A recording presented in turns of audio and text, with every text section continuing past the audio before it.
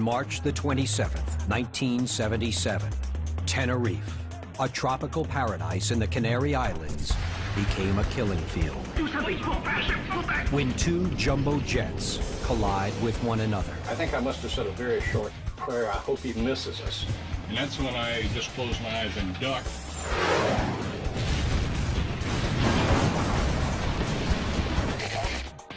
In the way the Titanic came to be more than just a disaster and a kind of epic and really cemented itself in history as this iconic event, I think to an aero historian, the crash at Tenerife kind of did the same thing. Could such an accident be waiting to happen today? Aviation's worst disaster, Tenerife, on Most Deadly.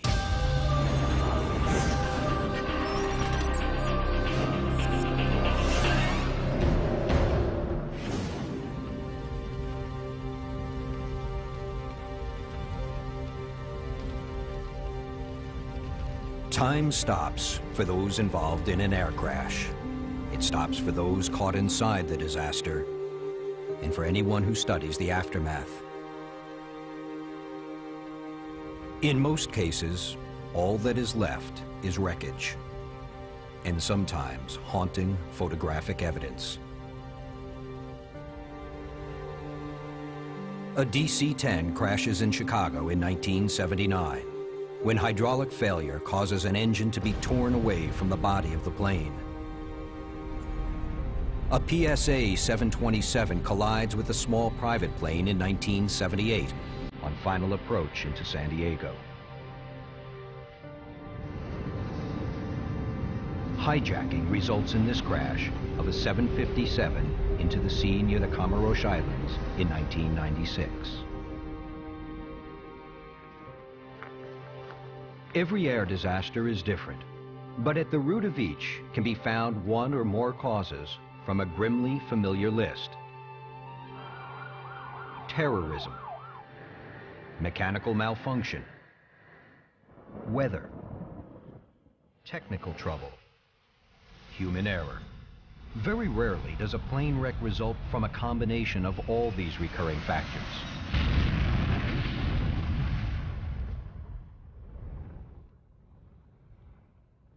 That is exactly what happened on the Canary Islands in 1977, when a perfect storm of catastrophe touched down on the Tenerife runway.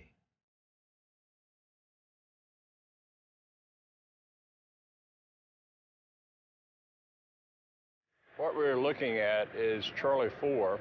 As you see, Charlie 4, where it joins the active runway, is where the accident occurred.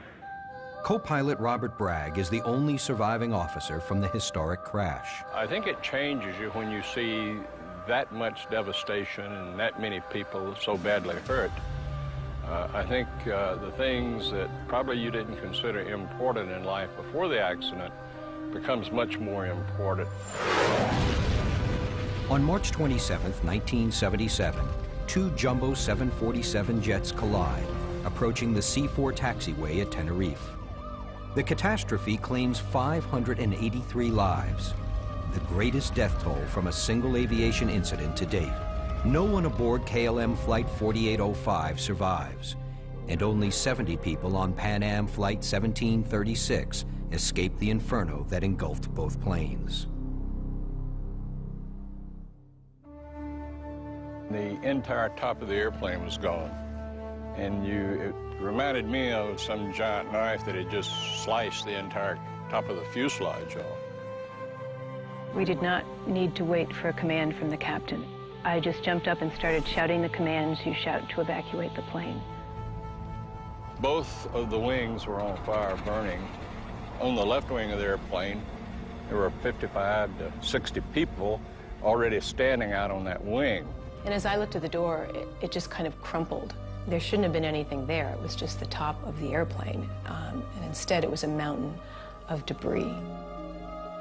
Next thing I knew, Joan was up there, and I was standing there, and she leaned down and said, Suzanne grabbed my hand, and she just yanked me out of that plane.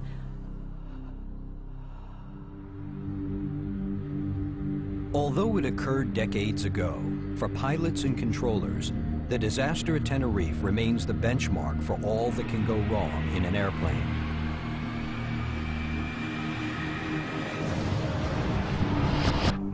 Like many commercial pilots, Patrick Smith is awed by the scope of the disaster. One of the only things that will hush a room full of pilots during a training class is a video or a presentation about what happened at Tenerife. All the bizarre coincidences and twisted ironies that were part of the crash, and really the horror, but at the same time, again, this weird mystique.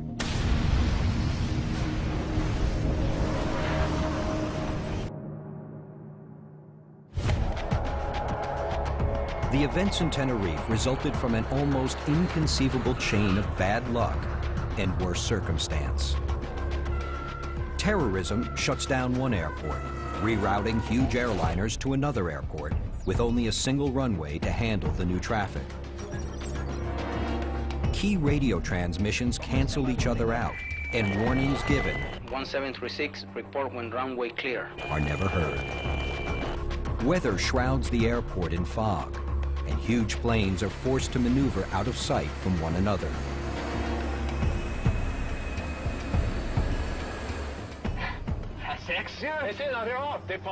A cascading series of human errors provide the final accelerant.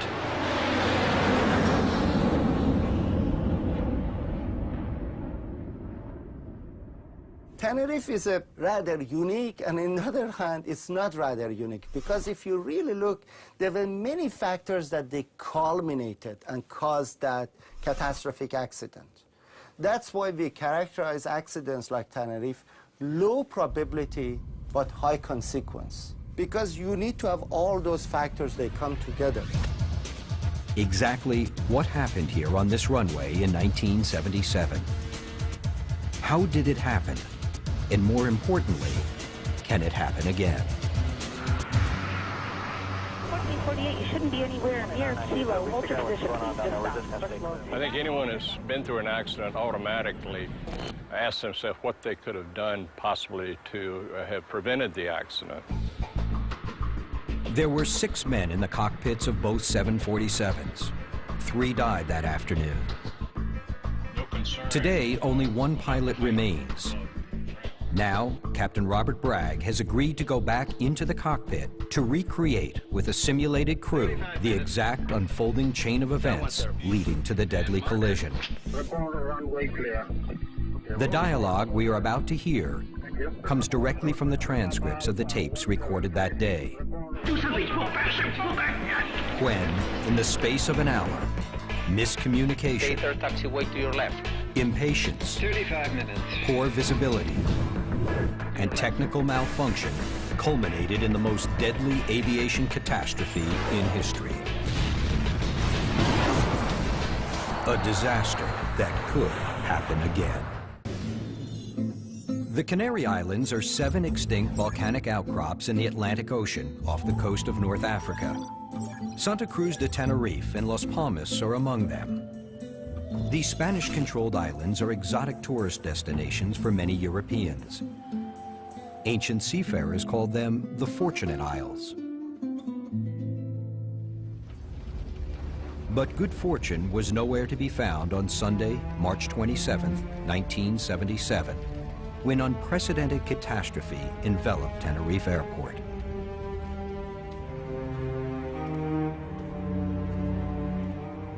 Captain Robert Bragg was at Ground Zero that day. He was co-pilot beside Captain Victor Grubbs on Pan Am Flight 1736, carrying 380 passengers from New York's JFK Airport to Las Palmas in the Canary Islands. At roughly 2 p.m., on approach to the Las Palmas Airport, an unusual call comes in from air traffic control. Coming out of about 12,000 feet, we got a request to change frequencies from the Spanish air traffic controller. He says, Keeper 1736, contact Tenerife, approach immediately. So we said, we're destined for Las Palmas, not Tenerife. Why are we being vectored to Tenerife? And he said, There has been a terrorist bomb exploding in Las Palmas terminal building. You are to proceed to alternate Tenerife. Heeding the tower command, Captain Bragg and his crew now redirect their jumbo jet to Tenerife's Los Rodeos airport, about 25 minutes away on the island of Santa Cruz de Tenerife. and we contacted the tower, and they immediately said, You're clear to land, runway 30 in Tenerife. the weather was perfectly clear. We could see the airport from about 15 miles out.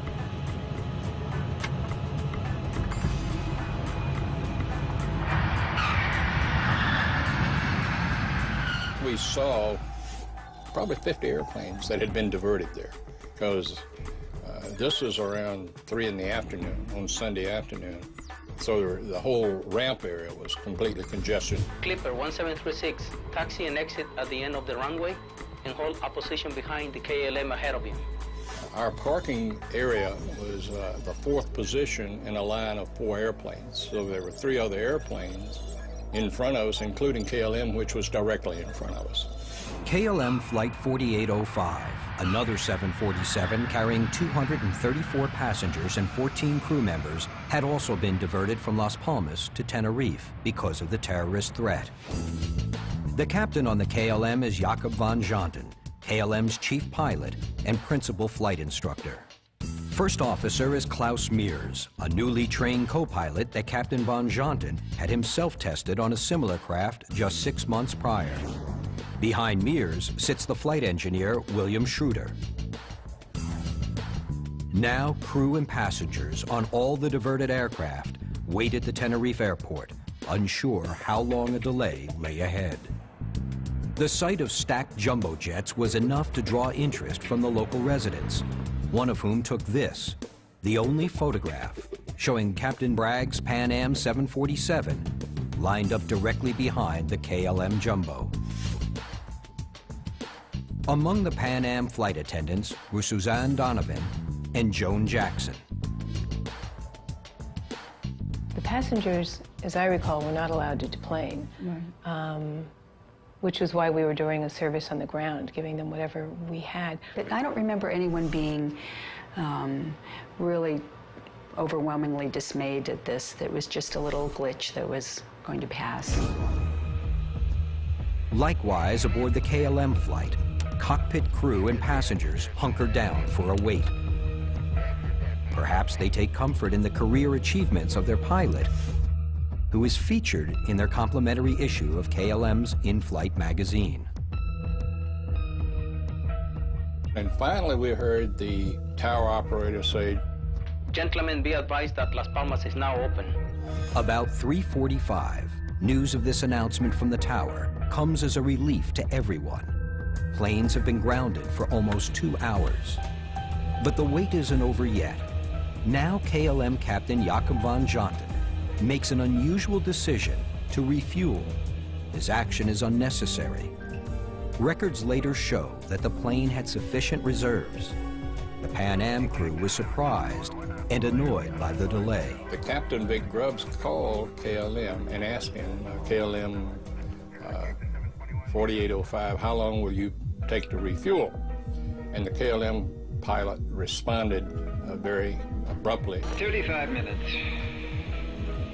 So the captain then looked at me and said, well, I guess we're stuck behind him. And then I, sitting on the right side of the airplane, made the comment, well, maybe we can get around him. Would you like the engineer, George Warrens, and I to go out and measure the distance between our right wing and his left wing?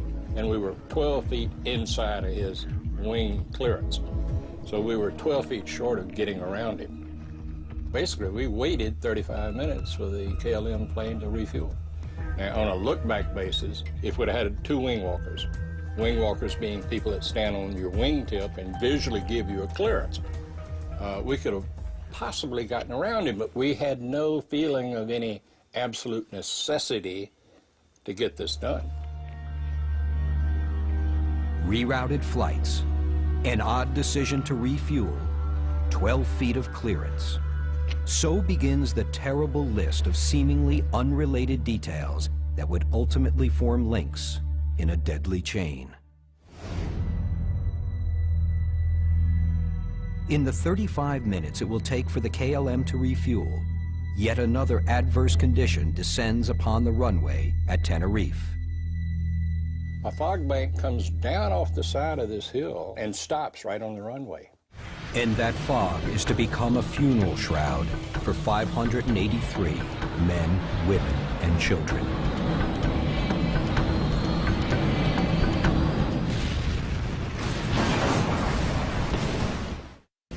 On the afternoon of March 27, 1977, in Spain's Canary Islands, Las Palmas is closed. a terrorist bomb detonates at Las Palmas Airport, causing dozens of arriving flights to be rerouted to Tenerife, a neighboring island with a single runway airfield.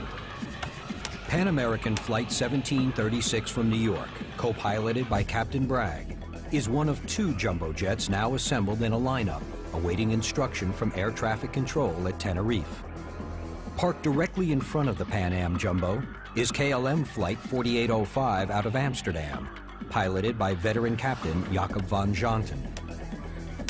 After an almost 3-hour ground delay, the tower finally clears all flights for departure to their original destinations. Gentlemen, be advised that Las Palmas is now open. Unfortunately, the KLM pilot's decision to refuel will result in an additional 35-minute delay for his flight and all those behind him, including the Pan Am Jumbo.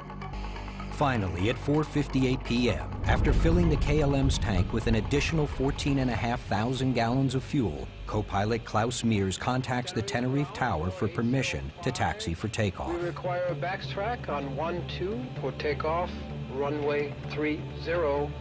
Okay, KLM A0, correction, 4805, taxi straight ahead for the runway and make back track. Roger, make a backtrack. Because Tenerife's airport is small, departing planes must backtrack to lift off. That means taxiing down the runway to the end, then turning around to take off in the same direction they originally came from. There was a DC-9 in the number 1 position. There was a DC-8 in the 2nd position, or the number 2 position. Then KLM was in the number 3 position. We were in the number 4 position. They gave the clearances, taxi clearance, to the first 2 airplanes, and it was thus that they were to taxi and backtrack down the runway. In other words, they taxied down the runway in the opposite direction of where they're going to be taking off. When you get to the last taxiway on your left, exit the runway and position back. At 4:59 p.m., KLM Flight 4805 begins to taxi down the runway. Approach. You want us to turn left at Charlie 1? Taxi evade Charlie 1? Negative. Taxi straight ahead up to the end of the runway and make back track. Okay, sir. A few minutes later at 5:02, Pan Am is instructed to follow KLM's taxi down the runway. But unlike KLM, the Pan Am flight is to turn off at one of the several taxi exits and wait. This in order to clear the runway for KLM to lift off. It's with these instructions that confusion starts to arise. It is unclear to the pilots of the Pan Am flight exactly which taxi exit traffic control intends for them to take. We got the instructions from the tower. Pan Am 1736, stay 3rd taxiway to your left. We had just passed C2. If, as some people have contended, we were supposed to take Charlie 3, that taxiway takes you right back into the terminal area. All of the taxiways on that terminal were blocked, so we'd have not been anywhere. We'd have had to just wait there again. Feeling that the Charlie 3 taxiway must not be their intended destination, the Pan Am crew calls the tower again for clarification. The 3rd one said 123, the third one. Since their jet has already passed the 1st exit, in telling them to take the 3rd exit, the crew believes the tower intends for them to exit at C4, the 3rd exit from C1. The other airplane had done the very same thing. It was the logical taxiway to get off the runway on. So we all felt very confident that that was the taxiway that we were supposed to depart the runway on. And then, just when things are teetering dangerously out of control, fate strikes. A thick fog suddenly descends on the airfield. And I looked out the window and I said to Suzanne, we're not going anywhere. I can't even see the number 2 engine, which is the inboard engine. I knew our regulations at Pan Am. We would not be going anywhere. It was too foggy.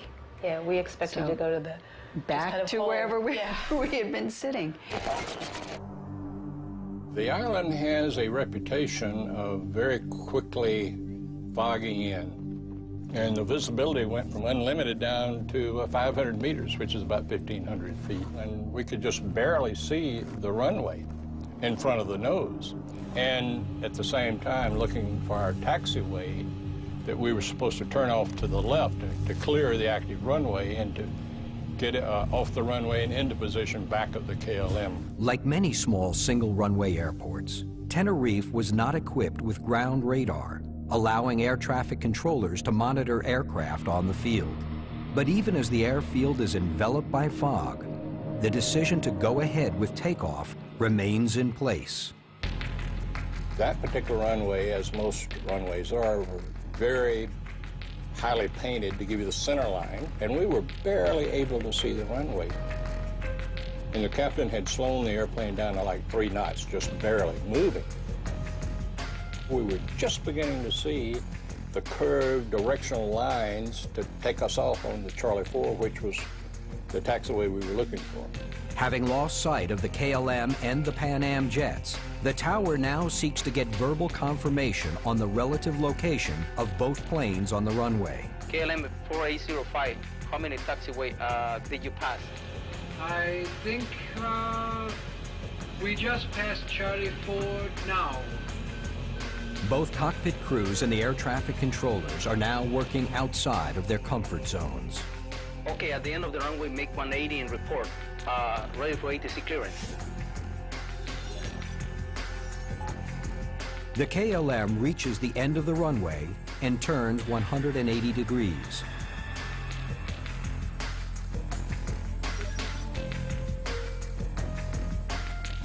What happens next is an extraordinary exchange between pilot and co-pilot. This is the KLM cockpit conversation taken from the transcripts. Wait a minute. We did not have ATC clearance yet. No, I know that. Go ahead and ask.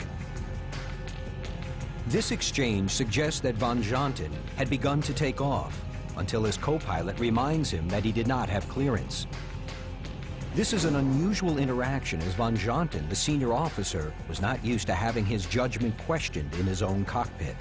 Democracy in the cockpit is a very cultural issue. There are some cultures that they are basically very high in power distance, meaning that there is a very strong hierarchy and very steep hierarchy in their society. We cannot expect they have a democracy in the cockpit. Van Janten waits impatiently for further instructions from ground control. The KLM 4805 is now ready for takeoff. And we're waiting for our ATC clearance. It's a routing clearance that air traffic control gives the departing plane that basically tells him how to go from one airport, your departure point, to your destination. Report, ready for ATC clearance. But even ATC, or air traffic control clearance, is only a confirmation of the in-flight route to be taken. Clearance to actually take off must be given separately. It is these next few moments of communication between the tower and the two planes that will forever be analyzed. Roger, sir. We are cleared to the Papa Beacon flight level 90. We heard the KLM pilot read the clearance back, which is required. As soon as he finished reading the ATC clearance back, he added a comment that was totally unexpected to us. And we're now at takeoff. Okay, stand by for takeoff. I will call you. But we were still taxiing down, assuming that KLM was going to be holding his position as he was directed to do. And that's when I got on the radio and said, but we're still on the runway. 1736, report when runway clear. Van Janten again begins the takeoff. If there were any further objections in his cockpit, the transcripts do not reveal them. The huge, fully fueled jumbo jet begins to pick up speed. The point of no return has now been passed. When we first saw the KLM airplane, it wasn't of great concern because we knew he was down there. Then I noticed his landing lights were on, and I saw his lights shaking. And then that's when I said, I think he's moving. Is he not i raten? Ja, 6 år. Is he not i raten på en American? Ja, väl. I could see his rotating beacon, and he lifted off. Now, do something. Pull back. I just could not believe that this airplane was taking off, coming right at us.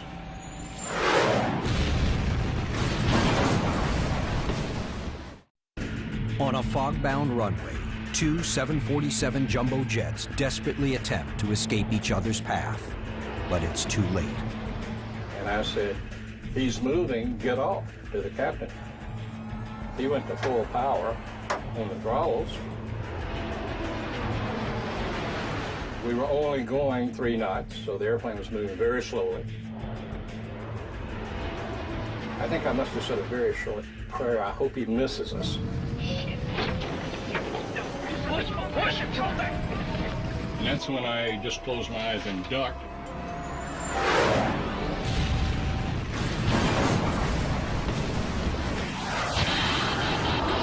And then suddenly there was this thud, this tremendous impact. Joan jumped up, ran to her door, looked out the window, and yelled, "Fire on the wing." The entire top of the fuselage was severed.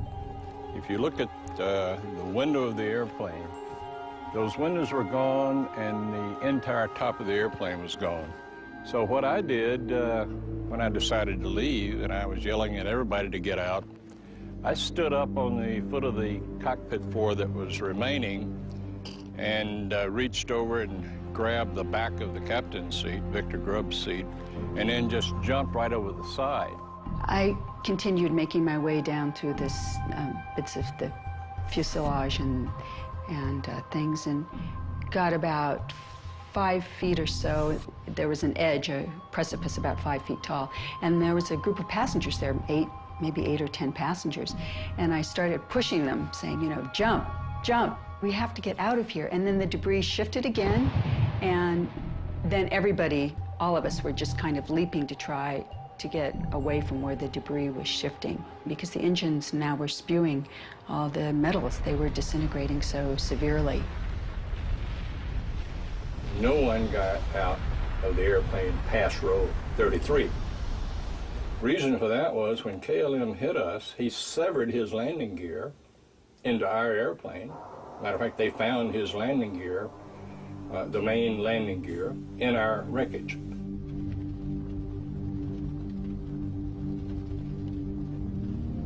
After escaping the Pan Am wreck, passenger David Wiley borrowed another survivor's camera to take these 2 extraordinary photos in the immediate aftermath of the crash. So I went up and I started yelling at them for jump, and they did. Everybody just came straight off and hit in a large group on the ground. One man I noticed grabbed a lady by the ankle and just started running as fast as he could.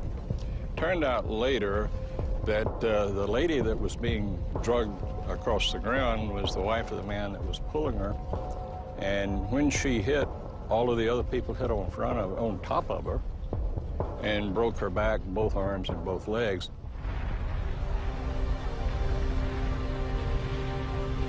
"1,500 feet further down the runway, what was left of the KLM flight lay smoldering.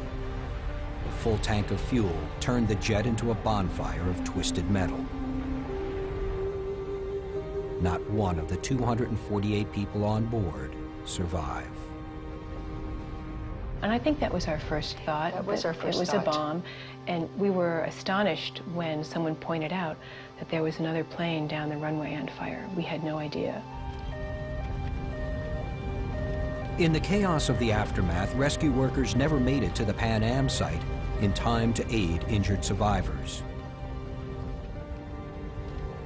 I recall walking around to the passengers who were on the ground, who had been able to evacuate, who were clearly injured, and trying to lean down and reassure them. I'd say, "Don't worry, the ambulances are coming, help is on the way, the emergency equipment will be here soon." And meanwhile, We never saw any emergency equipment. We never saw ambulances or fire trucks. What had happened was, when KLM hit us, he severed his landing gear and exploded and hit 1,500 feet down the runway. His site was closer to the tower than ours was. The tower called both of us and couldn't get any return communication. And about the same time, a airplane in the holding pattern right above the airport called the tower and said that he saw fire and wreckage on his runway. The fire trucks and ambulances come out and they get to KLM first. So this is why no one came out to our site. About that time, the center fuel tank of the airplane, which is located right under the wing as it joins the fuselage down in that area, the center fuel tank exploded and shot a flame probably 200 or 300 feet up into the air. It strikes me as very ironic that if there was fire equipment there trying to put out the fire at KLM, if only they'd known there were potential survivors at our plane, that if they'd been able to get there, it might have helped. The final toll is horrific. Of the 380 passengers on the Pan Am flight, only 54 survived their injuries. Every one of the 248 people on the KLM flight perish in the accident. Shortly after the accident, it was much too emotional to talk about it. And to Suzanne and I, it didn't feel respectful of the people who had lost their lives. We wanted not to gloat we were still alive, you know. What sense can be made of such devastation? Is there anything to be learned from the kind of impossible tragedy represented by Tenerife?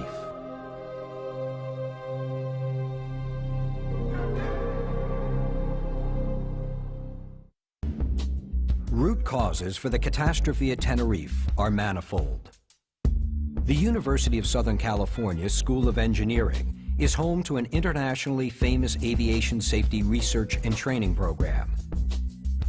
Dr. Najmuddin Mashkati focuses on human error factors. When you look at the contributing factors of Tenerife, which we were able to identify like 9 or 10 human factors, related contributing factors. At the end of the day, in its core, is a human factors problem. I know The culture inside the KLM cockpit would prove to be the most closely analyzed set of human errors attributed to the crash. One of the biggest problems that was raised in the case of KLM at the Tenerife was that Captain Van Zanten, because of his personality, he was like a chief pilot, the poster boy pilot for the KLM, and that it was very hard to disagree with him. Cultural factors can play a tremendous role within the cockpit, between the pilot and co-pilot, and between the cockpit and air traffic controller. Their interaction. As you see that you are really at the mercy of cultural factors. They say now they're off, they're Pan-American. Yeah,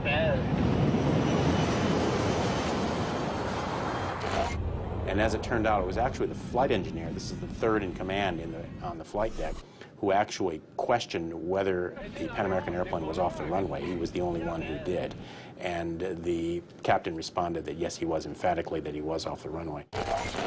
While the consequences of human dynamics at Tenerife will long be debated, other failures are more cut and dry. One critical but little discussed root cause has been attributed to a common technical glitch in radio communications. Okay, stand by for takeoff. I will call you.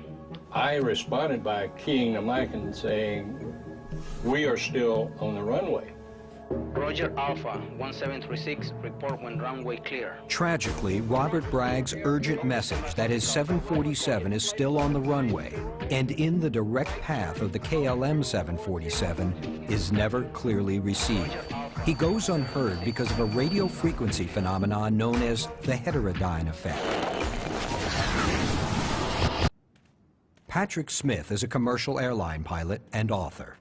Most of the time, pilots communicate via a two-way VHF radio.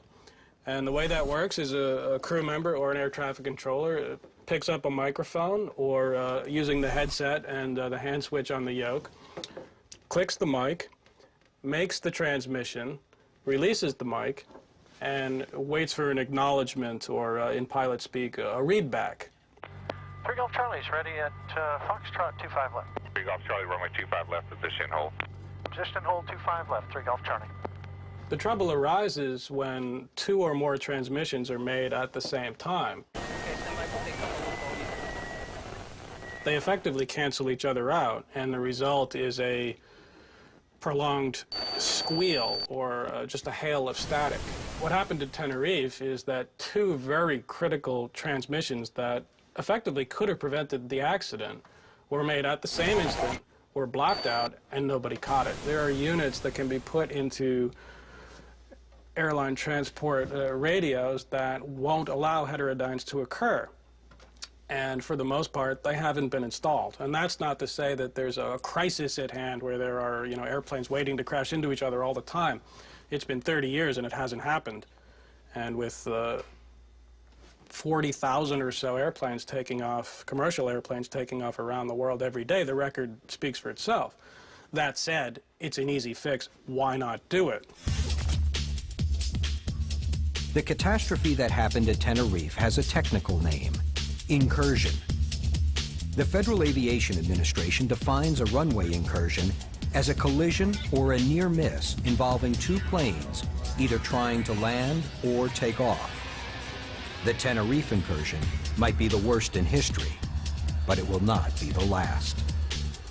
From the last report I heard, there's still something like 300 runway incursions that occur every year throughout the world. In my case, I had never had a runway incursion until the Tenerife accident. But one was enough, and another will be one too many.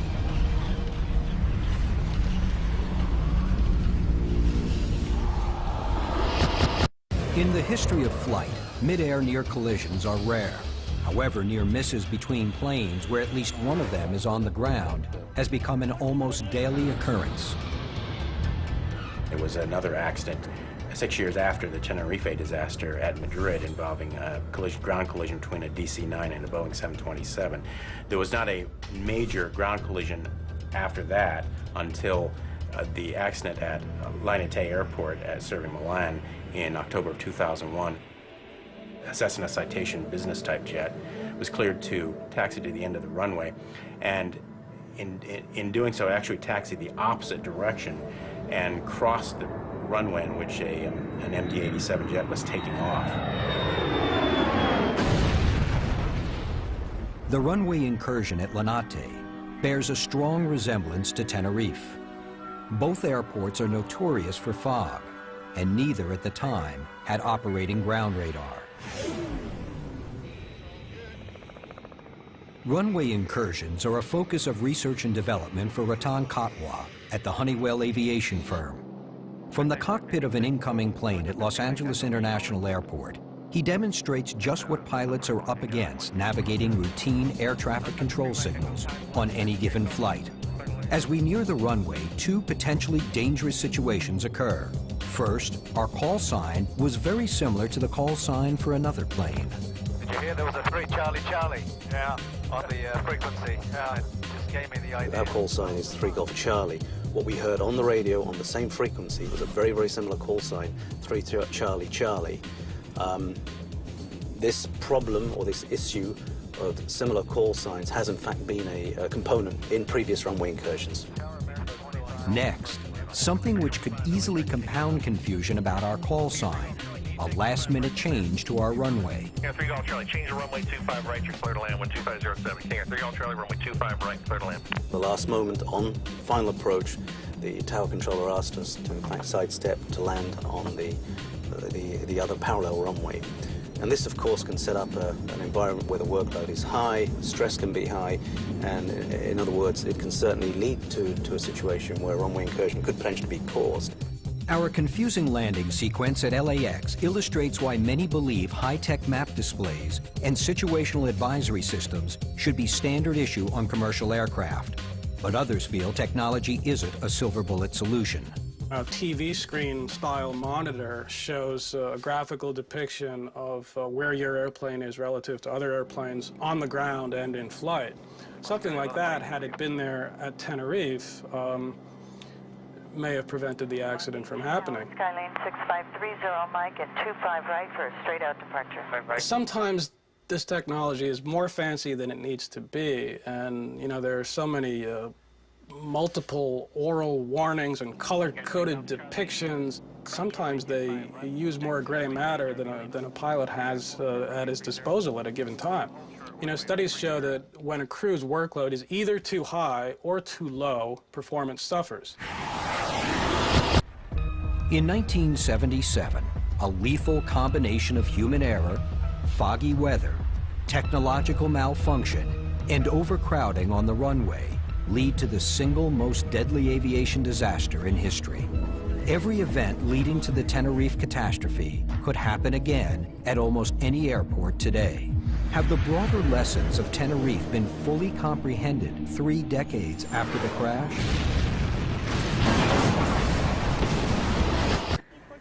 When you look at the number of landing and takeoffs which is going on around the world, at all these different airports, I think another Tenerife is not that improbable.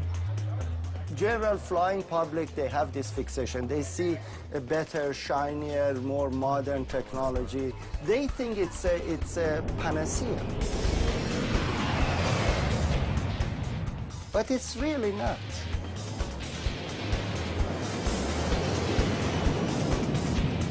If you have fog, if you have airport geometry which is awkward, if you are under the time pressure, if you have a ground radar that's not operating, if you have a problem with situational awareness in your cockpit crew, be careful. I think if you went up to 100 people and said, "What does Tenerife mean?" maybe 7 or 8 of them would know what you were talking about. But the lessons learned, you know, have been applied.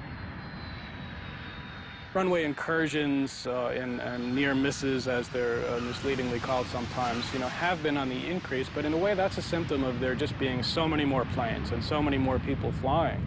There was a study commissioned that came to show that flying in 2006 is about 5 or 6 times safer than it was in 1980.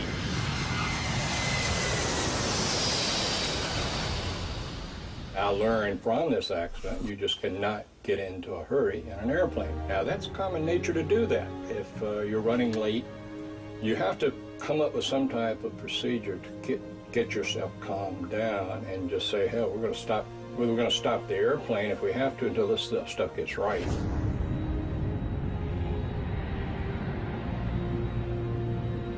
Well, when I flew down here, I had the very last row in the back in the middle of a family, and there were 2 seats open up by the exit. And I said to the flight attendant, "Are those 2 seats open and may I move?" And she said, "Are you willing and able to help in an evacuation?" I said, "Yes."